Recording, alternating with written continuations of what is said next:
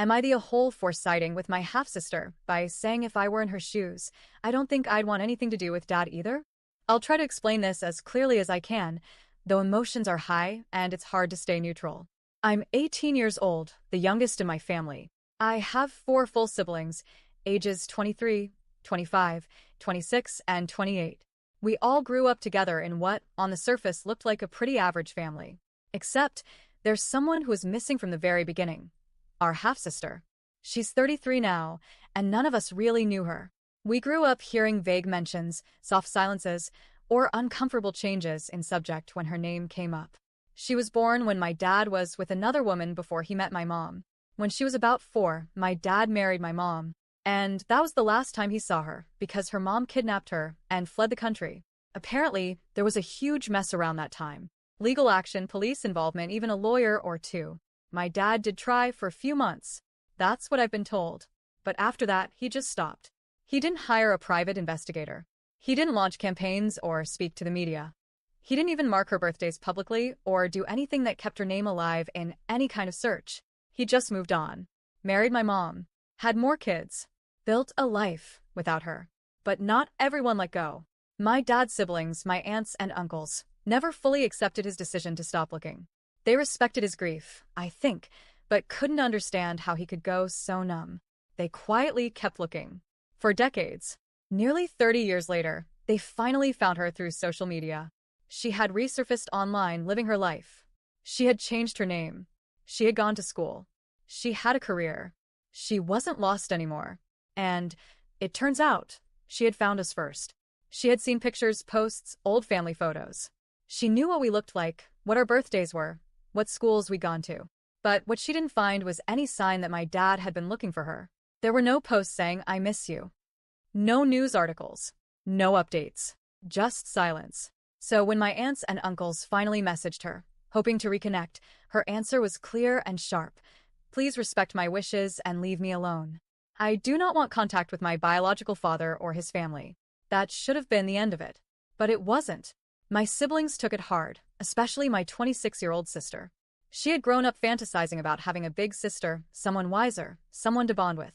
I think she filled in the blanks with fairy tales about reunions and long conversations over coffee, catching up on years of lost memories. When the rejection came, she felt like she'd been abandoned by someone she'd never even met. Betrayed, even. My mom was furious too. She took it personally, like the rejection was about us, not about what happened to our half-sister. The family started having these drawn-out rants every time we were all together. They'd circle up, voices getting louder, talking about how ungrateful she was, how cruel, how she was throwing away a perfectly good family. But I just couldn't agree. I didn't say anything for a while. I just listened and felt this quiet heaviness growing in me. I imagined what it must have been like to grow up thinking your dad didn't care enough to keep looking. To wonder every year on your birthday if he thought about you.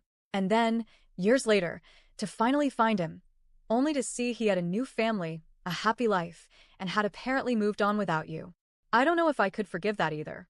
So, the other week, during one of their bitching fests as I've started calling them, I finally spoke up. I mean, if I were her, I don't think I'd want anything to do with Dad either. The silence was immediate. You could hear a pin drop. Everyone turned to look at me like I had just punched a baby. My sister's face twisted in disbelief. "Are you serious right now?" "I'm just saying," I replied a little shakily, "that I can understand her side of it. If I'd been taken away and nobody kept trying to find me, I think that would really mess me up. She doesn't owe us anything." And just like that, I became the traitor. They accused me of being disloyal, of siding with someone who didn't want to be part of this family.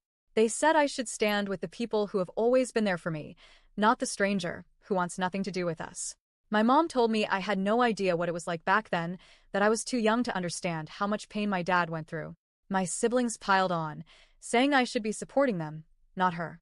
Since then, things have been tense. They keep bringing it up. Little passive-aggressive comments. Awkward silences when I walk into the room. My sister won't talk to me unless she has to, and when she does, it's cold and clipped. I try to avoid family gatherings altogether now because I know what's waiting for me. More judgment, more accusations, more guilt. But deep down, I still feel like I said the right thing. I didn't scream it. I didn't call my dad a monster. I just empathized with someone who's been through a lot. And somehow, that makes me the villain in my own home.